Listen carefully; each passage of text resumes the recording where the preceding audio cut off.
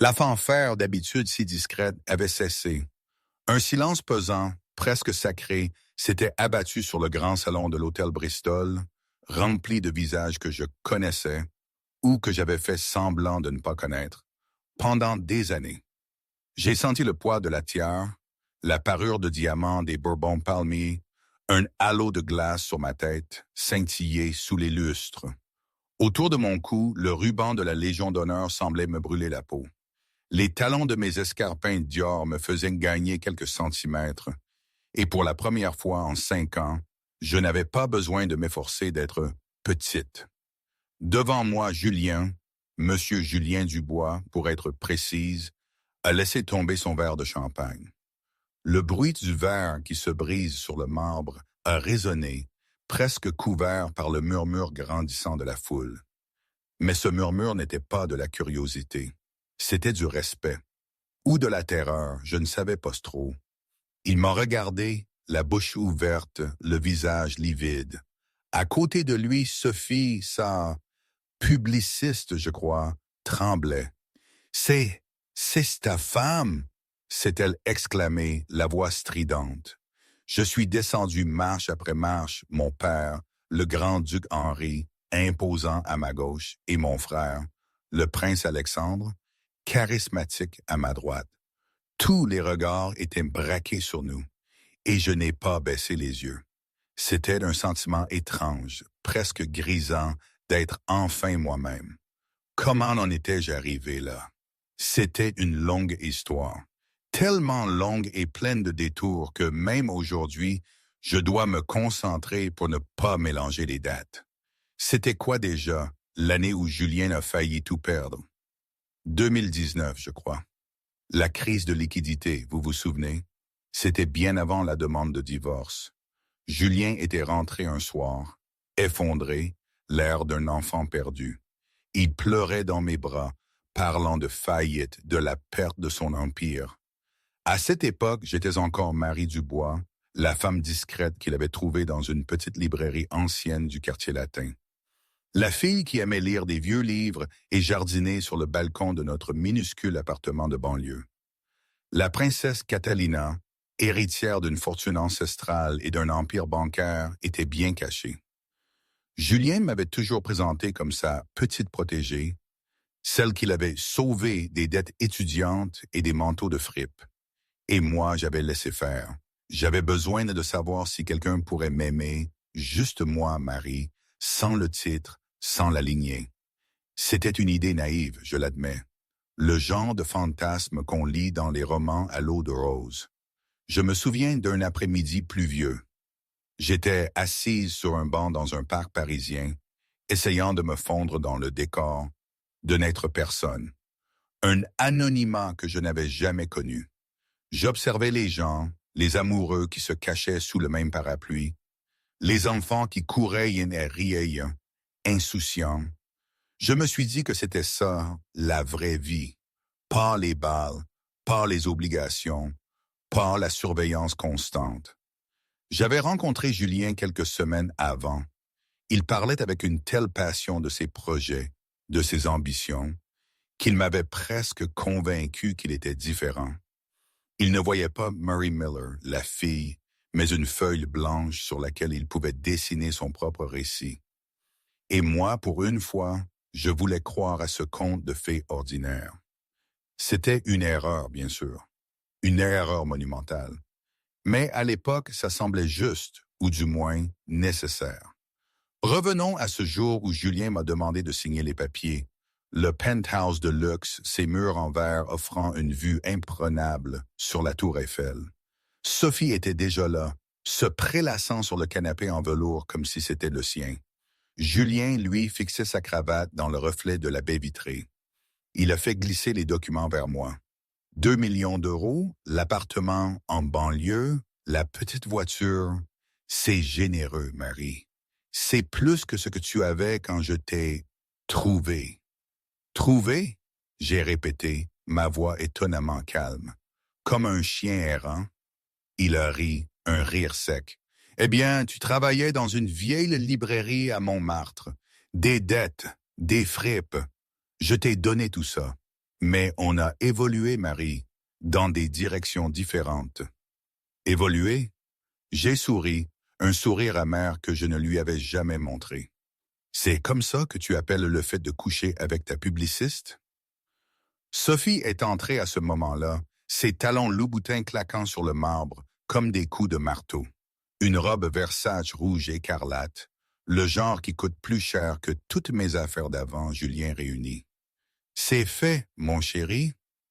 Elle a lancé, son ton mielleux masquant à peine le mépris. Elle ne m'a même pas regardé. Ne sois pas trop difficile, Marie. 2 millions, c'est beaucoup pour une fille de librairie, de quoi t'acheter plein de plots de laine. C'est là que j'ai pris ma décision finale. J'ai signé le divorce, proprement, avec un stylo plume lourd, gravé d'un blason que Julien n'a pas remarqué, mais avec une condition. Cette soirée, ce gala de bienfaisance à l'hôtel Bristol, où il devait faire le discours principal et où il avait insisté pour que je l'accompagne pour les apparences. Une dernière fois, en tant que Madame Dubois. Il a accepté, soulagé, pensant que je voulais juste faire tapisserie une dernière fois. Il ne pouvait pas se douter. Il m'a même demandé, avec un semblant de pitié, où j'irais. Au foyer de jeunes travailleurs, j'ai juste souri, un sourire que je savais effrayant de sérénité. Ne t'inquiète pas pour moi, Julien. Je rentre à la maison. Les portes de l'ascenseur se sont refermées sur son sourire suffisant. Moment de réflexion, pause de 30-60 secondes. Attendez, juste un instant, je dois m'arrêter là. Parce que, sincèrement, cette situation, cette vie que je menais, c'était d'une absurdité totale, non? Je me demande parfois comment j'ai pu tenir le coup. Pendant des années, j'ai joué un rôle. La petite souris discrète, la femme effacée, sans ambition.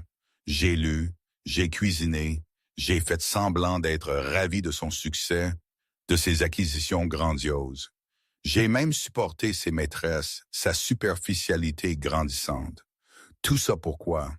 Pour voir si un homme d'affaires, aussi brillant qu'il se décrivait, pouvait aimer une femme pour ce qu'elle était, et non pour ce qu'elle représentait ou ce qu'elle pouvait lui apporter. C'était une expérience douloureuse, coûteuse et franchement ridicule rétrospectivement. En ma famille, on m'aurait dit « Tu as toujours eu un penchant pour les aventures invraisemblables, Catalina. » Ils auraient ri, mais c'était bien réel. Et parfois, quand j'y repense, je ne suis même pas sûr que ça en valait la peine. Est-ce que cette quête d'une vie normale n'était pas, au fond, une forme de fuite? Une rébellion contre mon propre destin? Qui sait? Retour à l'histoire. Quand je suis arrivé à l'hôtel sur les Champs-Élysées, je ne suis pas allé à la réception. J'ai filé directement à l'ascenseur de service avec une carte clé qui m'a mené tout droit à la suite royale, au dernier étage. Les portes se sont ouvertes sur un espace qui aurait fait passer le penthouse de Julien pour une salle d'attente d'hôpital. Boiserie dorée, meubles Louis XVI, et cette odeur familière de lys et de cire d'abeille. Pierre, mon majordome depuis que j'étais enfant, était là, au téléphone satellite. « Votre Altesse », il a dit, en s'inclinant profondément. « Bon retour ». J'ai soufflé, une expiration que j'avais retenue pendant trop longtemps. « Bonjour Pierre, ça fait du bien. J'espère que vous avez mon thé, du vrai, Earl Grey. Importé du palais ce matin même, madame. » Il a versé une tasse fumante. La rencontre avec M. Dubois s'est-elle déroulée comme prévu? Il était prévisible, j'ai dit, prenant le thé. Il m'a proposé de l'argent pour disparaître. Il me croit sans le sou. Pierre a eu un léger frisson de dégoût. L'arrogance des nouveaux riches. S'il savait que la collection d'or de votre famille à elle seule vaut plus que toute sa société, il le saura bien assez tôt. Mes yeux ont lancé un éclair. Le gala. Oui, le gala. Les préparatifs étaient en cours. Mon père et mon frère étaient en route, des invités surprises de l'ambassadeur de France. La robe, oh la robe, une pure merveille, soie émeraude, confectionnée par Dior, spécialement pour l'occasion. Et cette écharpe, le ruban de l'ordre des Bourbons palmiers.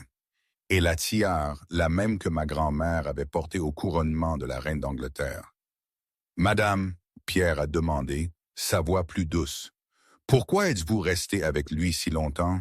Vous auriez pu mettre fin à cette mascarade il y a des années. J'ai regardé la ville à travers la fenêtre, parce que je voulais être sûr, Pierre. Je voulais savoir si un homme pouvait m'aimer, Marie Dubois, la fille avec les livres, pas la princesse Catalina, héritière d'un trône et d'un empire bancaire. J'ai bu une gorgée de thé, mais Julien a prouvé que pour des hommes comme lui, normal est juste un code pour jetable. Il n'est tombé amoureux que d'une fantaisie. Il voulait une pauvre fille à sauver, à contrôler et à mettre à niveau quand il s'ennuierait. Il a brisé la seule règle que mon père m'avait donnée en quittant le palais. Ne laisse jamais un homme ordinaire te faire te sentir ordinaire. Il le regrettera, Votre Altesse. Il ne le regrettera pas seulement, j'ai dit, me levant et caressant les diamants froids de la tiare. Il va apprendre ce que signifie la hiérarchie. Julien pense qu'il est un requin parce qu'il nage dans un étang. Il est sur le point de découvrir ce qui se passe quand on nage dans l'océan avec les baleines. J'imagine qu'au même moment, à la Tour Montparnasse, Julien était en pleine réunion. Il tentait de décrocher un contrat de 40 milliards d'euros avec l'Union européenne pour des énergies renouvelables. Le Saint Graal, Marc, son VP, lui avait dit que ça bloquait à cause d'un terrain en Provence, lié à une vieille famille aristocratique qui avait un droit de veto. Julien, dans son arrogance habituelle, avait balayé ça d'un revers de main. Achetez-les, tout le monde a un prix, même le roi d'Angleterre. Il avait même dit qu'il allait charmer l'ambassadeur français au gala. Sophie était d'accord, bien sûr. Ces deux-là étaient faits l'un pour l'autre, dans leur petit monde superficiel. Mais revenons au gala. Après être descendus des escaliers, mon père et mon frère m'ont rejoint au bas. L'ambassadeur de France, celui-là même que Julien voulait corrompre, s'est précipité. Il n'a pas tendu la main. Il a fait une révérence profonde et m'a baisé la main. « Votre Altesse », il a murmuré, sa voix amplifiée par l'acoustique de la salle. « Nous sommes honorés de votre présence. Nous ne savions pas que la famille royale nous ferait la grâce de sa visite. » J'ai souri, un sourire diplomatique et gracieux. « Je vous remercie, monsieur l'ambassadeur. Je vous prie de me pardonner la supercherie. J'observais la vie à Paris incognito depuis quelque temps. Mais le devoir familial m'appelle. » Julien, lui, était figé, la bouche ouverte. Les gens commençaient à le regarder, puis à moi à chuchoter. Sophie, paniquée, lui a lancé « Julien, fais quelque chose. Elle porte une couronne. » On a l'air idiot. Poussé par l'adrénaline et le déni, Julien a traversé la foule. Il s'est posté juste devant l'ambassadeur et moi. « Marie !» Il a hurlé, la voix cassée. « Qu'est-ce que c'est que ce cirque? C'est une mascarade. Enlève ça de ta tête, tu as l'air ridicule. » Le silence qui a suivi était assourdissant. L'ambassadeur a regardé Julien avec une horreur pure. Mon père a fait un pas en avant, ses yeux comme de l'acier. « Je vous demande pardon, » a-t-il grondé. « Qui est cet homme qui ose parler à ma fille de la sorte? » Julien m'a pointé du doigt, un doigt tremblant. « Sa fille? Mais je suis son mari, c'est Marie Dubois, une personne insignifiante du quartier latin. » J'ai tourné la tête lentement. De près, sa transformation était encore plus terrifiante. Ses yeux n'étaient plus les yeux doux et implorants de mon mari. C'étaient les yeux d'une souveraine regardant un roturier. « Julien, » j'ai dit d'une voix glaciale, « tu sembles confus.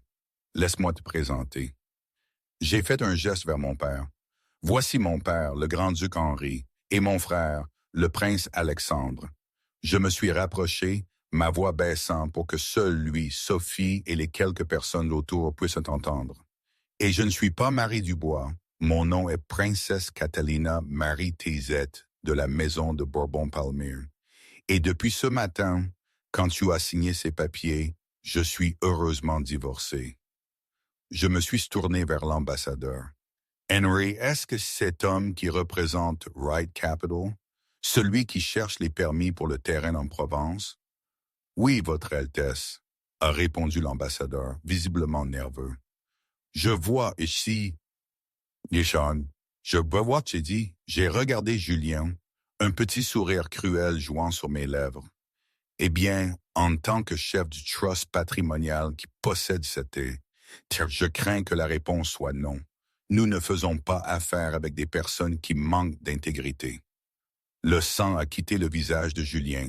40 milliards d'euros partis en fumée en une phrase. Marie, attends. Il a bégayé, tendant le bras pour me toucher. Avant qu'il ne puisse m'atteindre, 2 gardes de sécurité massifs, vêtus de costumes, se sont matérialisés, bloquant son chemin. Ne touchez pas son Altesse royale. Et grogné l'un d'eux. Sophie, réalisant que le navire coulait, a tenté une pirouette. « Oh mon Dieu, Marie, j'ai toujours su que tu étais spéciale. Je l'ai dit à Julien, n'est-ce pas? » Je l'ai regardé. Puis j'ai regardé sa robe argentée, vulgaire et clinquante. Ensuite, ma propre robe de soie émeraude. « Mademoiselle Girard, j'ai dit, je crois que vous avez mon mari. Vous pouvez le garder, j'ai un royaume à gérer. » Je leur ai tourné le dos et la foule s'est ouverte devant moi comme la mer Rouge. Julien est resté là, au milieu de la salle de bal, entouré de verres brisés et des ruines de sa vie.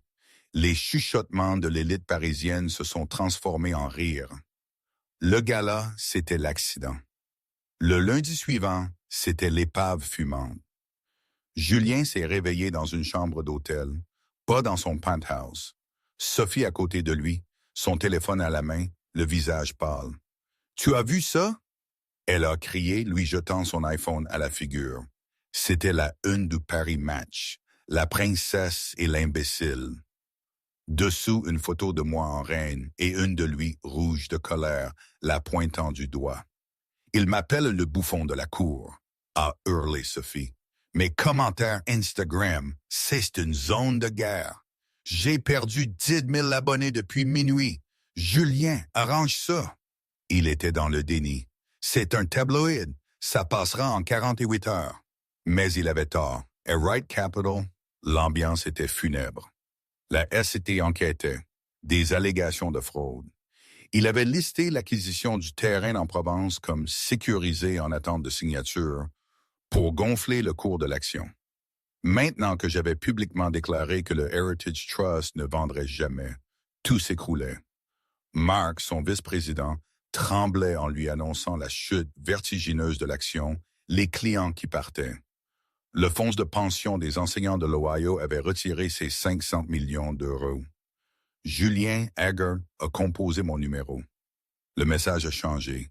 Le numéro que vous avez composé n'est plus en service. Il a hurlé.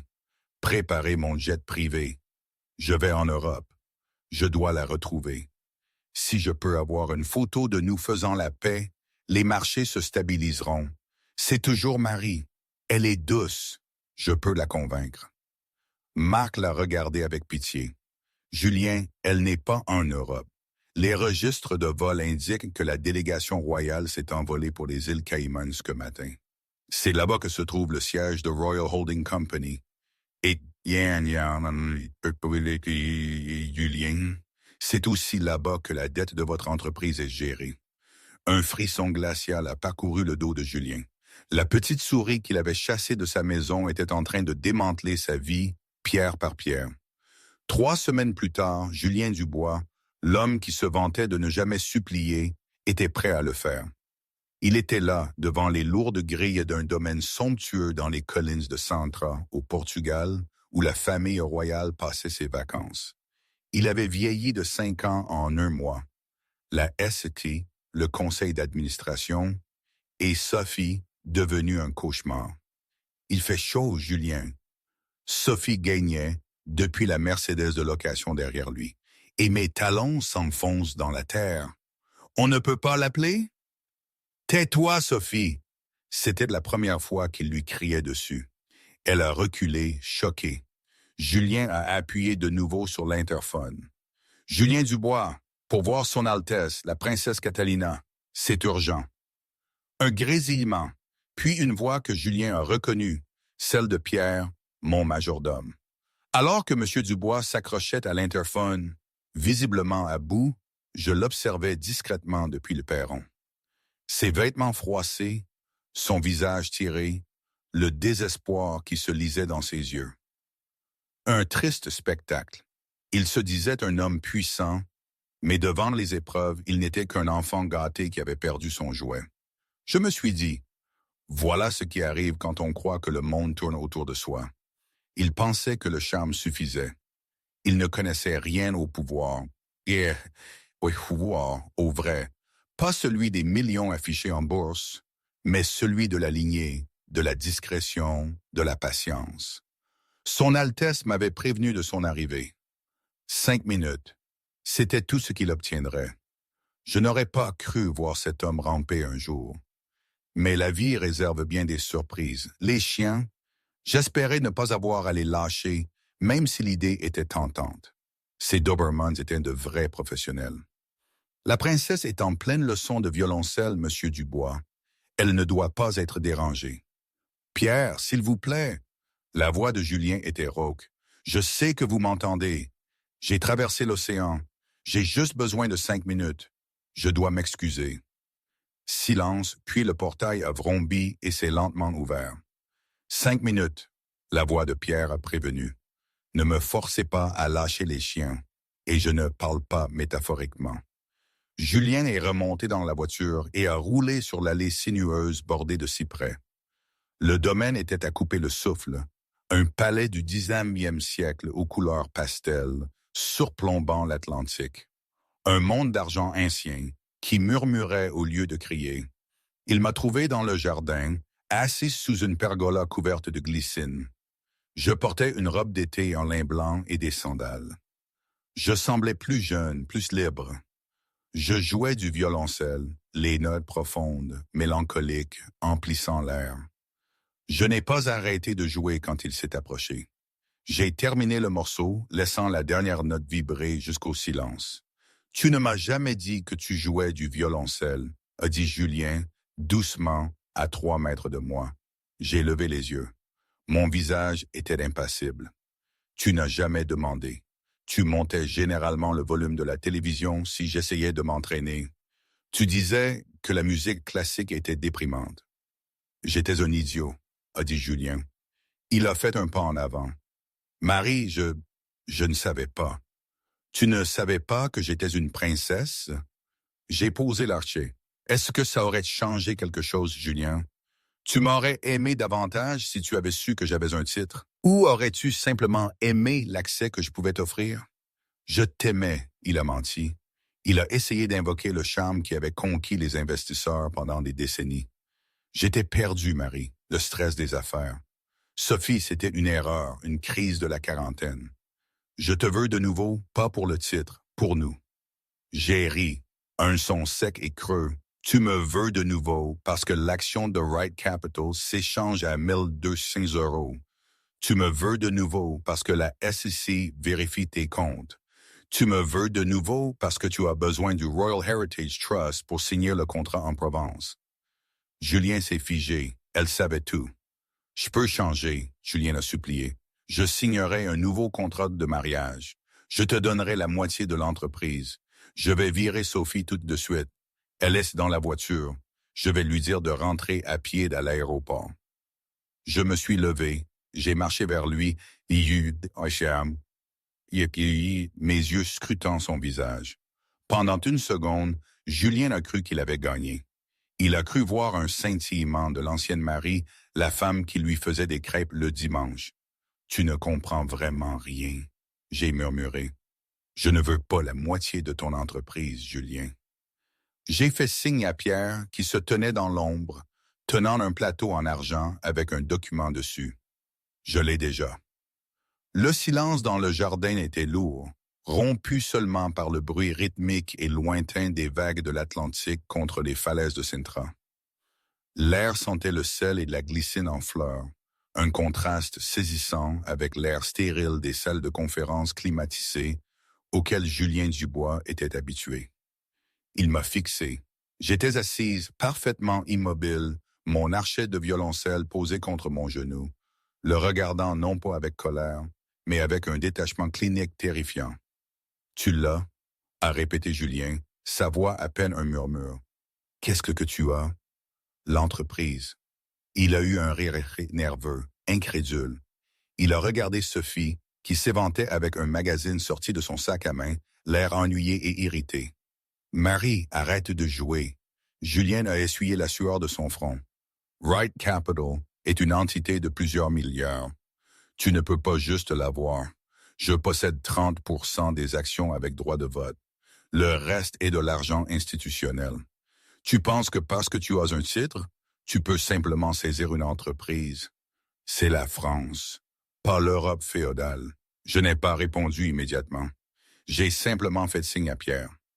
Le vieux majordome est sorti de l'ombre des cyprès.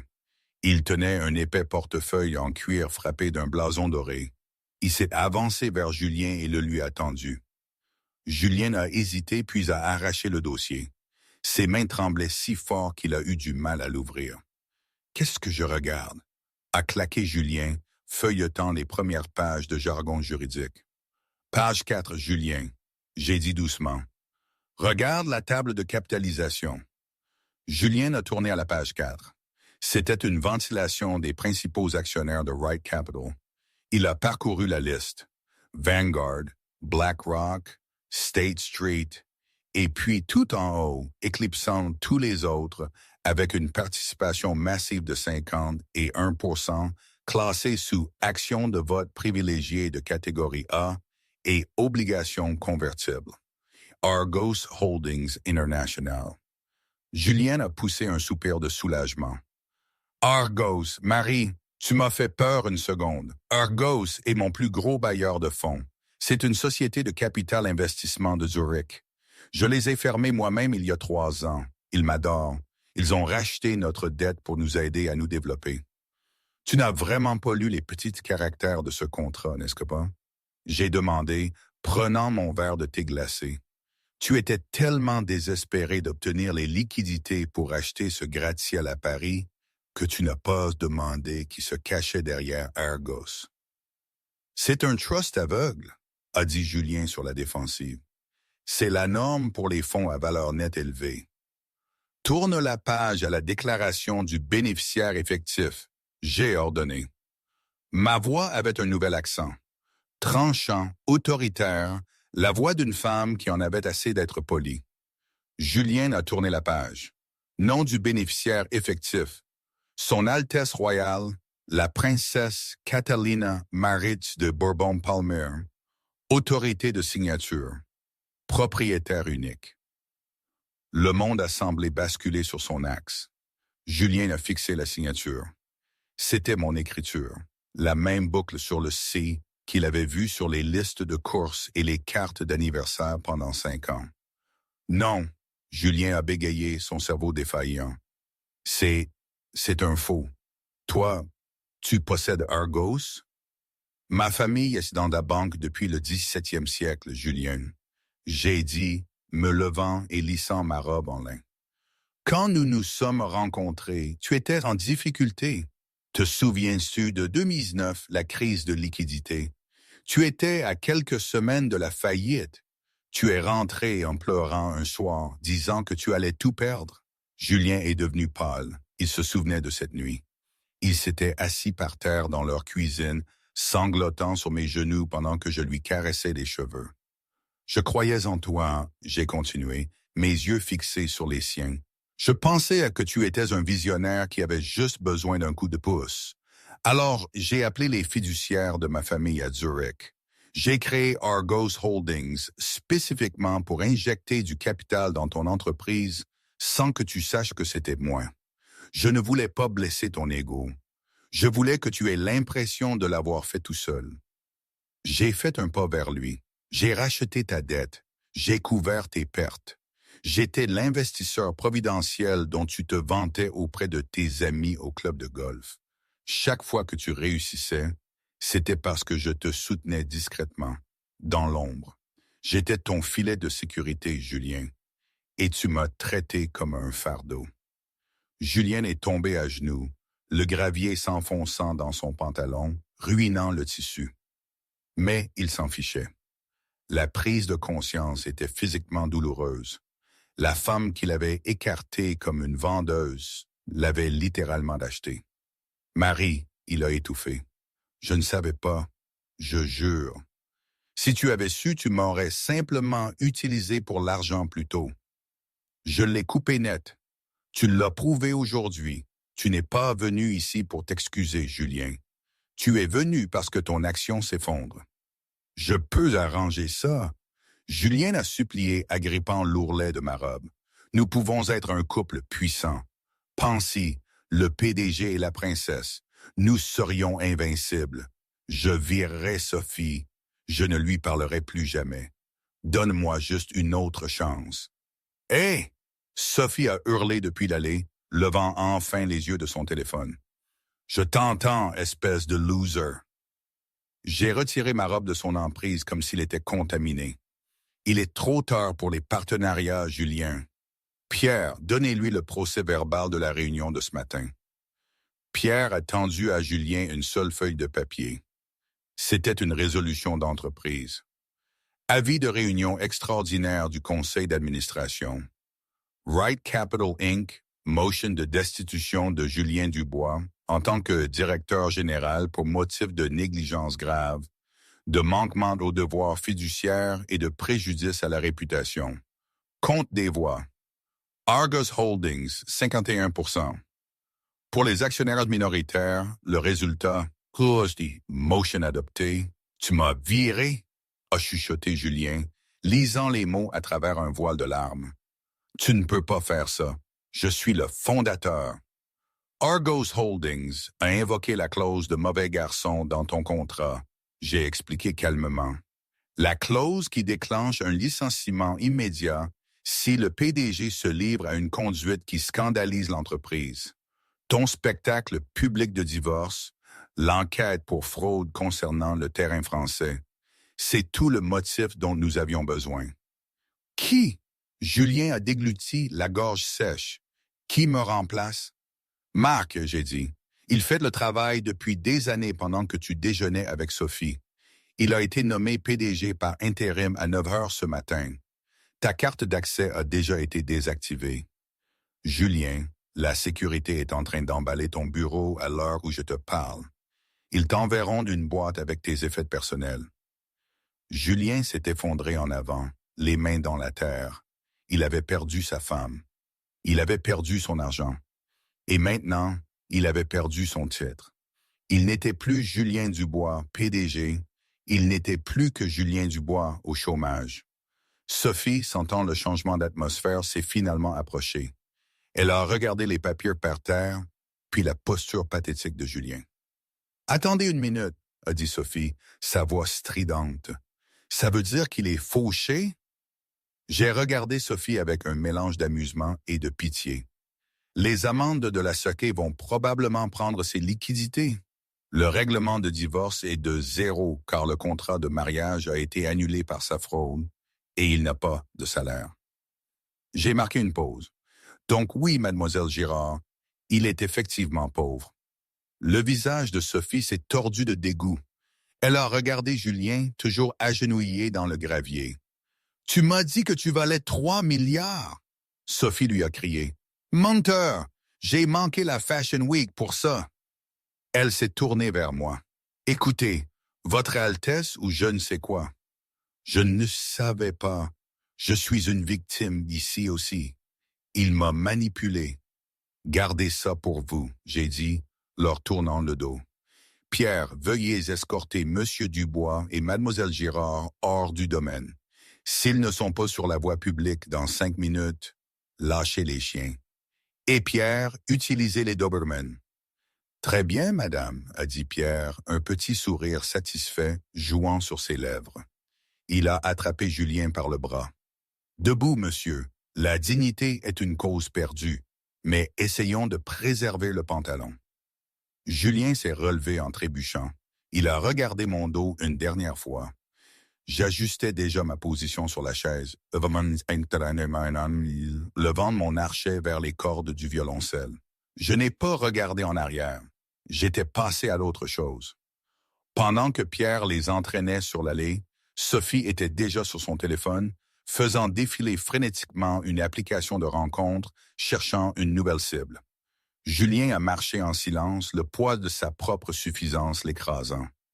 Derrière lui, le son du violoncelle s'est élevé à nouveau, une mélodie profonde et résonnante qui ressemblait moins à une chanson qu'à une marche de victoire. 6 mois plus tard, en janvier, le vent à Montreuil ne soufflait pas seulement, il mordait. Il avait le chic pour trouver les interstices dans un manteau, surtout un manteau comme celui que Julien Dubois portait. Un mélange synthétique acheté en solde chez Carrefour, rigide et sentant vaguement les produits chimiques d'usine. Loin des manteaux en cachemire et des lainages sur mesure qu'il avait portés la dernière décennie. Julien était debout sur le quai du métro aérien, recroquevillé contre un pilier d'acier rouillé, son souffle s'évaporant dans l'air glacial. Il a regardé sa montre. Une Casio au cadran fissuré. Sa Patek Philippe avait été la première chose à partir. Vendue à un courtier pour couvrir les honoraires d'un avocat de la défense pénale qui avait finalement renoncé. Il se dirigeait vers une zone industrielle pour un entretien d'embauche. Ce n'était pas pour un poste de PDG. Ce n'était même pas pour un rôle de VP. C'était pour un responsable de la chaîne d'approvisionnement, de niveau intermédiaire, dans une entreprise de logistique. Le salaire était de 65 000 € par an. Julien avait l'habitude de dépenser ça en vain en un seul week-end. Le train a crissé en gare, un grincement métallique assourdissant qui a fait grimacer Julien. Il est monté dans la rame bondée, la tête baissée. Il avait appris à ses dépens à éviter le contact visuel. Dans les semaines qui avaient suivi le scandale, les gens l'avaient reconnu. Ils l'avaient filmé avec leur téléphone, criant « Hey, regardez, c'est le type qui a essayé d'arnaquer la princesse. » Ou « Où est ta tiare, mon chéri? » Maintenant, avec une barbe grise mal rasée et des cernes sous les yeux qui ressemblaient à des ecchymoses, il n'était plus qu'un visage épuisé parmi la foule du métro parisien. Le bureau était un espace sombre et éclairé par des néons, dans un entrepôt reconverti. Julien était assis en face du responsable du recrutement, un homme nommé Antoine, qui ne devait pas avoir plus de 26 ans. Antoine portait un sweat à capuche et faisait tourner une toupie anti-stress sur le bureau. « Alors, Antoine a dit, regardant le CV de Julien sur son iPad, il n'a pas l'affaire d'eau à Julien. Votre CV est intéressant. Vous avez un trou ici pour les 6 derniers mois. J'ai pris du temps personnel. » Julien a dit, sa voix rauque. Il s'est raclé la gorge pour réorganiser mes priorités. « D'accord, » Antoine a dit, un petit sourire narquois. Il a tapoté l'écran. « Et avant ça, vous étiez PDG de Wright Capital. C'est un grand saut vers le bas pour un coordinateur logistique, n'est-ce pas? Pourquoi voulez-vous ce travail, Monsieur Dubois? » Julien a ravalé sa fierté. Elle avait le goût de cendre. « Je cherche de la stabilité. J'ai beaucoup d'expérience en efficacité opérationnelle. Je pense pouvoir aider votre équipe à rationaliser ses canaux de distribution. » Antoine a arrêté de faire tourner son jouet. Il s'est penché en arrière, croisant les bras. « Écoutez, je vais être honnête avec vous, Julien. Puis-je vous appeler Julien? Oui, nous vous avons googlé. Tout le monde googlise tout le monde. » Antoine a tourné l'iPad. Sur l'écran, un collage de titres du New York Post, de Business Insider et du Daily Mail. Le milliardaire qui a tout perdu. Fraude Dubois. Comment un homme a menti à une princesse? La SEC interdit à Julien Dubois de négocier en bourse pendant 10 ans. « Vous êtes radioactif, mec », a dit Antoine, non pas méchamment, mais avec une honnêteté brutale et désinvolte. « Mon patron me tuerait si je vous embauchais. Les clients verraient votre nom sur un email et fuiraient. Nous gérons l'expédition pour des comptes sensibles. Nous ne pouvons pas avoir de drame attaché à notre marque. Je n'ai jamais été accusé de fraude criminelle, » a faiblement argué Julien. C'était un règlement à l'amiable. J'ai admis des erreurs de tenue de registre. C'est tout. Ça n'a pas d'importance. Antoine a dit, se levant. La perception et la réalité. Vous nous avez appris ça dans votre conférence TED en 2018. Vous vous souvenez? Je l'ai regardé à l'université. L'ironie a frappé Julien comme un coup physique. Sa propre philosophie utilisée comme une arme contre lui. Merci d'être venu, a dit Antoine, regardant déjà vers la porte. Bonne chance. Julien est sorti de l'entrepôt, ses jambes lourdes comme du plomb. C'était le 7e refus du mois. Il n'avait plus d'argent. Les amendes de la SEC avaient anéanti ses économies. Les experts comptables légistes engagés par le Trust Royal avaient trouvé chaque compte offshore, chaque société écran caché, et les avaient vidés pour rembourser les investisseurs qui l'avaient induit en erreur. Il n'avait rien. Pas de maison, pas de penthouse, pas de chauffeur. Et Sophie, c'était la sortie la plus rapide de toutes. Le jour où la nouvelle de son insolvabilité était tombée, elle avait fait ses valises. Elle n'avait même pas laissé de mots. Il l'avait vue 3 semaines plus tard sur Instagram, taguée sur une photo sur un yacht à Dubaï, accrochée au bras d'un héritier pétrolier saoudien. Elle avait l'air heureuse. Elle avait l'air chère. Elle n'avait pas regardé en arrière. Julien a marché sans but pendant des kilomètres, le froid engourdissant ses doigts. Il avait besoin de café. Il a trouvé un petit café des lits graisseux au coin d'une intersection animée. Les fenêtres étaient embuées, cachant l'intérieur de la rue grise. Il est entré, la clochette tinta au-dessus de la porte. L'odeur du bacon frit et du vieux café était accablante. Il a compté les billets froissés dans sa poche. 4,50 €. Assez pour un café et peut-être un bagel. Café normal, noir, a marmonné Julien à l'homme derrière le comptoir. 3 €, a grogné l'homme. Julien a payé et s'est écarté, enveloppant ses mains gelées autour de la tasse en papier pour se réchauffer. Il s'est appuyé contre le comptoir de la fenêtre, regardant la gadoue sur le trottoir. « Monte le son, José !» a crié un client à l'une des tables. « Ça commence !» « D'accord, d'accord, » a dit l'homme du comptoir, attrapant une télécommande et la pointant vers la télévision montée dans le coin. Julien a levé les yeux instinctivement. L'écran était rempli d'or. C'étaient des images en direct de Vienne, du palais de Schönbrunn. Le titre en bas de l'écran, « Mariage royal, princesse Catalina épouse le duc de Suède ». Julien s'est figé. La tasse de café a tremblé dans sa main, éclaboussant de liquide chaud son poignet. Mais il n'a pas senti la brûlure.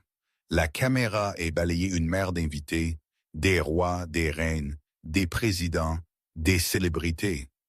Et là, debout à l'autel de la chapelle du palais, il y avait Marie. Elle était à couper le souffle. Elle ne portait pas le simple cardigan qu'elle avait l'habitude de porter lorsqu'elle lisait sur leur canapé. Elle portait une robe de dentelle ivoire avec une traîne qui semblait s'étirer sur des kilomètres. La tiare de diamant, celle qui avait déclenché tout ce cauchemar, scintillait sur sa tête. Mais c'est son visage qui a captivé Julien. Elle souriait, un sourire authentique, radieux, qui atteignait ses yeux. Elle avait l'air puissante. Elle avait l'air en paix. À côté d'elle se tenait le marié, le duc Pierre-Henri de Suède. Il était grand, avec des yeux doux et une mâchoire forte. Ce n'était pas un requin comme Julien. C'était un philanthrope, un homme connu pour son travail dans la conservation des océans. Il tenait la main de Marie comme s'il s'agissait de quelque chose de précieux, non de quelque chose qu'il possédait. La voix du présentateur a traversé le bruit du Delhi. C'est une fin de conte de fées pour la princesse Catalina, également connue de beaucoup comme la reine des affaires d'Europe. Depuis qu'elle a pris les rênes de la société de capital investissement de sa famille, Argos Holdings, la valeur de l'entreprise a triplé.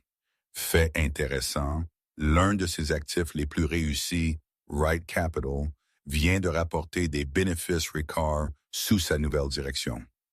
La caméra a coupé sur une foule applaudissant. Au premier rang, Julien a vu Marc, son ancien VP, l'homme qui l'avait remplacé. Marc avait l'air heureux, applaudissant avec enthousiasme. Même lui avait été invité. La princesse a déclaré qu'elle prévoyait d'utiliser sa plateforme pour plaider en faveur de l'éducation financière des femmes, a poursuivi le présentateur. Une cause qu'elle dit être personnelle, ayant surmonté ce qu'elle appelle une relation passée difficile et contrôlante. Le délit est tombé silencieux alors que le couple à l'écran échangeait son premier baiser. C'était tendre et respectueux. Ça, c'est une femme de classe, a dit le gosse à la table, mordant dans son sandwich. Ce duc a de la chance. Imaginez laisser partir une femme comme ça. Julien a senti une boule se former dans sa gorge, si grosse qu'il ne pouvait plus respirer. Il s'est souvenu du dernier anniversaire qu'il avait partagé avec Marie. Il lui avait acheté un aspirateur. Il s'est souvenu lui avoir dit qu'elle était ennuyeuse parce qu'elle voulait rester à la maison et jouer au Scrabble au lieu d'aller en boîte. Il s'est souvenu du regard dans ses yeux quand il lui avait dit qu'il la quittait. Non pas de la colère, mais une profonde et tranquille déception. Il a réalisé maintenant qu'elle n'avait pas été ennuyeuse. Elle avait été sereine. Elle n'avait pas été faible. Elle avait retenu son pouvoir pour le laisser briller. Elle avait éteint sa propre lumière pour qu'il ne se sente pas éclipsé. Et il l'avait haï pour ça. Il avait couru après l'illusion de la valeur, le clinquant de Sophie, la flambée du cours d'une action. Et ce faisant, il avait jeté la seule chose dans sa vie qui était vraiment rare. « Hé, mon pote !» a crié le gérant. « Tu vas acheter autre chose. Ce n'est pas une bibliothèque. Tu ne peux pas rester là à regarder la télé. » Julien est sorti de sa torpeur. Il a regardé l'écran une dernière fois. Marie descendait l'allée, des confettis pleuvant sur elle. Elle a regardé la caméra pendant une fraction de seconde, et Julien a eu l'impression qu'elle regardait à travers l'écran, à travers les années, et le voyait, debout dans un délit de Montreuil avec des taches de café sur son manteau bon marché. Elle n'avait pas l'air en colère. Elle avait juste l'air d'avoir tourné la page. « Non », a murmuré Julien, la voix brisée. « C'est fini. » Il s'est détourné de la chaleur du délit. Il a poussé la porte et est sorti dans le rude hiver parisien. Le vent l'a frappé instantanément, lui piquant les yeux, apportant des larmes qui ont gelé sur ses joues.